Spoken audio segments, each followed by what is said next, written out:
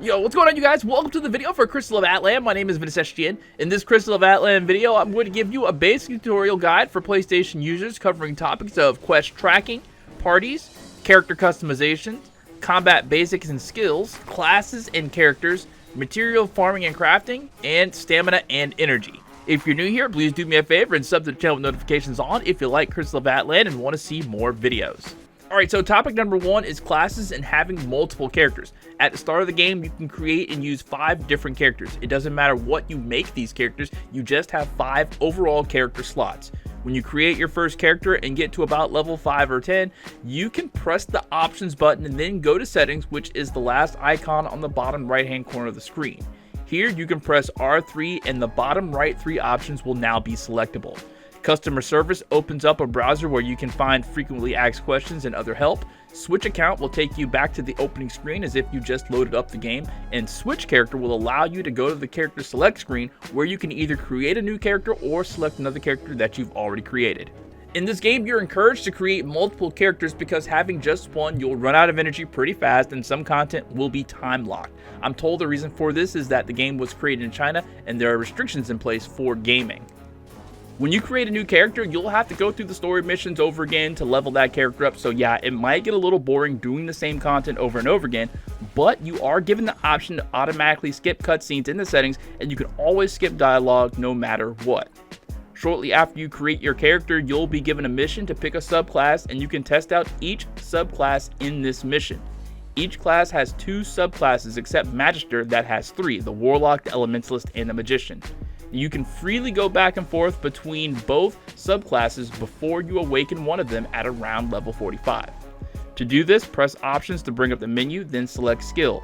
In the skills screen, you can press L3 to change your subclass.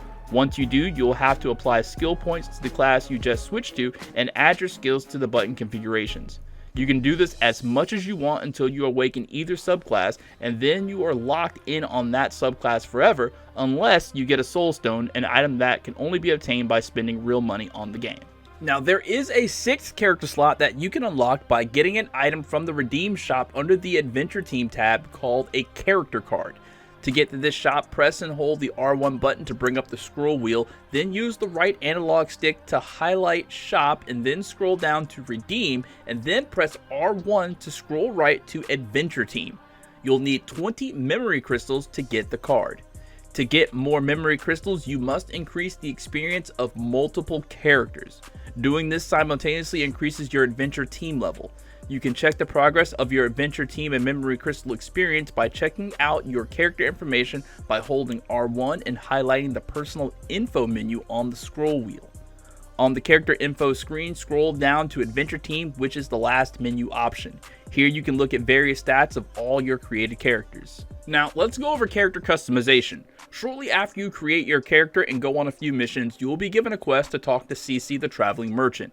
Here, you can dye your outfit or change your character's appearance. To dye your outfit, select the slot you want to color on the right with X and then press down on the D-pad and choose the color you want to change that part to. There are 2 types of dye, Crystal Salt dye and Crystal dye. These are items that you need to have in your inventory to use.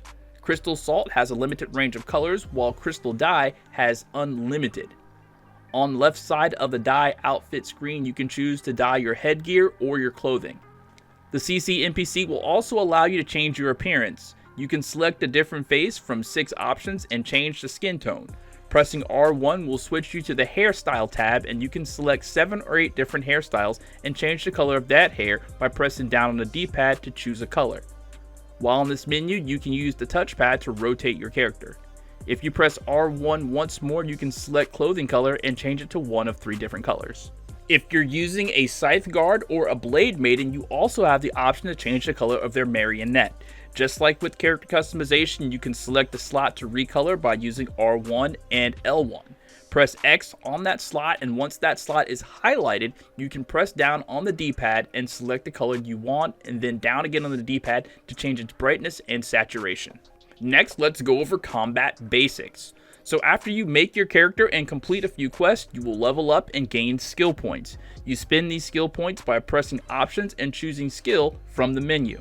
On the skills screen, you can select a skill that either says available in green to choose it, or increase its power if it has a green up arrow. Raising skills takes a certain amount of skill points, and you can see how many skill points you have at the top of the screen. Skills require more points the higher you level them, and some skills will require you to be a higher level in order to increase that skill's level, even if you have enough skill points to raise that skill higher. To choose skills to either acquire or enhance, press R2 on the PlayStation controller. Now, there are 3 types of skills that characters can have, and they are combat skills, which you place on your skill palette by choosing configuration. Ultimate skills, which like combat skills can go up in levels and must be equipped to their own palette in the 1 or 2 slot, meaning whichever ultimate skill is in the 1 slot, that's the first ultimate skill you'll be able to use when ultimate skills are available to activate. And after you activate it, the second ultimate skill will take the place of the first ultimate skill, and you can use that one. After using an ultimate skill, it will go on a brief cooldown. The other type of skill that you can select on the skill screen are called passive skills, and these are the most important skills because they give you passive abilities that just work no matter what, sometimes enhancing your character's combat abilities or changing or modifying the way a certain skill behaves. If the passive skill changes the way a combat skill behaves, that passive skill will be linked to that skill by a glowing line, and you can read the description to see what changed about the original skill. After you select your skills, you'll need to configure them on the palette. You can do this by highlighting a skill and pressing triangle. This opens up a right side menu that has 10 boxes. The top 2 are for ultimate skills or finishers, and the bottom 8 are for your combat abilities. To place a skill in a box, highlight the box you want to put a skill in using the D-pad and not the analog stick, and then press X. Then, still using the D-pad, select a skill and press X. That skill will go in the box. The skill configuration boxes are arranged like the PlayStation controller with triangle on top, square on the left, circle on the right, and X on the bottom. When you get to a higher level and unlock the second skill configuration palette on the right, you can select 4 more skills to use in combat. To set these skills, you do it the same way as with the others, using the D-pad to highlight the boxes and skills and placing them with X. But to use these skills, you must first use the skill that is in the same box on the first palette, much like with ultimate skills. If you have a skill in the X box on the first palette, that skill will go on cooldown after you use it, and while it's on cooldown, it's replaced by the skill that's in the second X box. Now, there are some skills that you select that can be done on the ground and in the air. If you select a skill in any box that can't be done in the air, and the second skill in the same box but on the second palette can be done in the air, the skill that can't be done in the air will not show, but the one that can be done in the air will show, and you can select and use that skill while you're in the air. To use skills in combat, press and hold L1 and tap the corresponding button where that skill is configured, either X, circle, square, or triangle. To use ultimate skills, you'd press R2. Pressing L2 in combat will activate your pet's active ability if you have one equipped. For more on pets, please see my guide video for everything you need to know on pets. In combat, you can also dodge attacks. The game has a dodging tutorial that you should do to get a few rewards, but for now, I'll let you know that when you perfect dodge an enemy's attack, your character will glow and you will get something called resonance energy. There is a resonance energy meter under your name, and when you get enough of it, 2 bars worth, you'll get a blue circle icon to flash on your screen telling you to press L3. When you press L3, you'll get super armor and take reduced damage. Now, let's talk about quest tracking. When you start the game, you'll automatically get sent on each quest with a glowing blue line telling you where to go and a yellow or blue exclamation box at the end of the line at either an NPC or a teleporter or a certain location you're supposed to be at. But there are times later in the game that you'll have multiple quests. Your top 3 quests will show on the left-hand side of your screen. To select a specific quest on this short list, hold down on the D-pad, and then you can use the D-pad again to select whichever quest you want to track and complete. Now, sometimes, most of the time, there are going to be other quests that you can't see on that short list, so to select those quests, you're going to hold R1 to bring up the scroll wheel and then highlight quests, and then you'll be taken to the quest menu screen, and from there you can select a specific mission to track. This will be necessary later on in the game because there will be decisions to make on how to spend your energy, whether or not you want to do quests related to the story or quests related to getting higher level gear or items to craft gear. The game will always prioritize mission above everything else, so it'll be up to you to select a different type of mission to complete. Now let's go over farming materials and crafting, called life skills in this game. In this game, it costs stamina to gather materials and craft items like food or enhancement equipment. To get started, you'll need to do a quest with Tarina in Lumaville. Tarina is located in the far east side of the village, seen here on my map. Once you approach her the first time, a cutscene happens, and then she asks you to pick a few materials that can only be found in Lumaville's small combat zone at the southeastern part of the village. Here, you can fight a few monsters and gather fruit and mushrooms from the ground. Enemies defeated here also drop cooking supplies like rice and corn.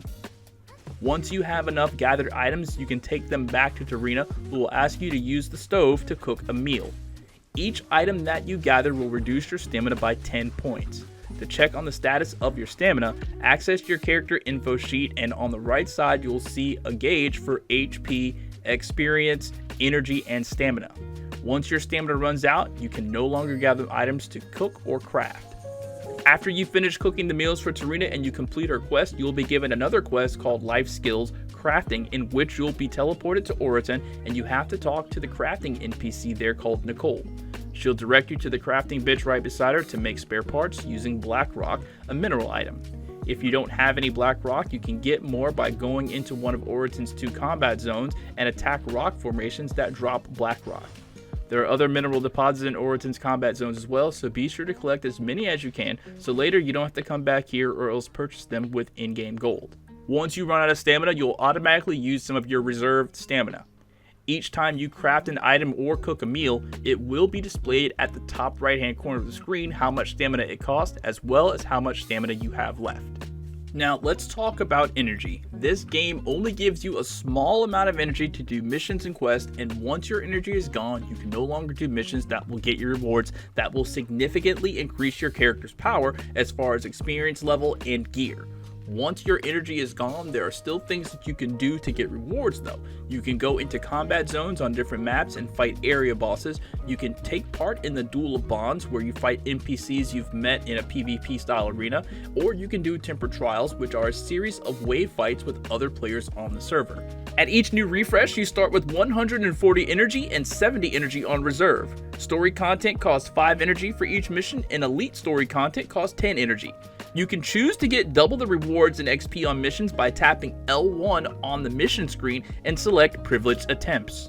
If you bring up the scroll wheel and highlight the gameplay screen, then select Adventure from the 5 options, you can choose to either move forward with your current story missions or replay another mission, or go into elite missions for adventure arcs you've already completed. You can choose to do these solo or co-op, but hardly anyone does co-op on these missions, so unless you have a friend and create a party with them, just try the content solo first. Energy is replaced one of 2 ways. One way is if you have batteries. Batteries can only be used a few times per day, depending on what type of battery you're using. To replenish energy using a battery, either select the battery in your inventory or hold L1 and then tap up on the D-pad. If you have the type of battery listed, you can press triangle on that battery source and use that battery. You can either get batteries from random in-game rewards or through the shop with purchases made with real money. The other way to replenish energy is to wait for energy reset at 6 AM Eastern every day. Now, when you awaken your first character to level 60, you will unlock Orange Account Energy, which is basically energy that is used for your entire account to do missions and other content with all of your characters. Some missions will accept Orange Energy as payment to get the mission's rewards, but some higher level missions will accept Orange Energy but will give you lesser rewards. Still good rewards, but not stuff you need to increase your character's power in any drastic way. What's good about account energy is that there is a lot of it, and you can use it to burn through missions with one of your alternate characters and level them up without hitting a roadblock because you're out of energy. You get 840 orange energy to use for the entire account once you awaken one character to level 60, and that amount replenishes every day at 6 AM Eastern. Now, just to be clear, every day at reset, you will still get 140 green energy, and green energy is the energy you'll need to spend to get the rewards that will significantly increase your character's power. Each character you have will get a full 140 green energy at reset, and once that energy is depleted, each character will share the 840 orange energy. Now, in the current end game, level 55 or higher, the missions you need to do that will increase your character's power requires you to have a stat called Nullification. Nullification is a stat added to high-end gear that lets you take on in-game content. At present, you will need a nullification of 3,000 to do the in-game content called Nest. So when you get to level 55, be on the lookout for gear that has a nullification stat. Most gold gear has this stat. Now, a few side things. To bring up your inventory, press and hold L1 and tap the triangle. Press R1 to scroll to different tabs for gear, extra cosmetic items, and titles. The next tab is for materials you've collected, either from gathering or missions. The final tab is for items that you can press X on and just use. You can also press square while you're in your inventory to bring up storage, so if you run out of space in your inventory, you can put stuff there. If you press R1 in the storage menu, you'll get the account storage, which is where you can place items to share with your other characters on that same account. If an item is dark, that means it cannot be given to another one of your characters. Holding L1 and then tapping square will bring up the social menu where you can use the D-pad and check your messages, look at your friends list, create a group chat, see who sent you likes in the relationship tab, or add friends. Holding L1 and tapping circle brings up the chat, and you can use the D-pad to choose server chat or your fleet's chat. Holding L1 and tapping X quickly brings up the crafting menu, and you can see what armor and weapons that you can craft, as well as see what items are needed to craft those items. When you select an item here or anywhere in the game, you can always press L2 and it will tell you exactly where you can get those items. It can be armor, weapons, materials, enhancement items, almost anything. Alright, so that does it for the PlayStation tutorial guide for Crystal of Atlan. If anything new happens or changes are made to the game, I'll be sure to cover it, as I am one of the official content creators for the game.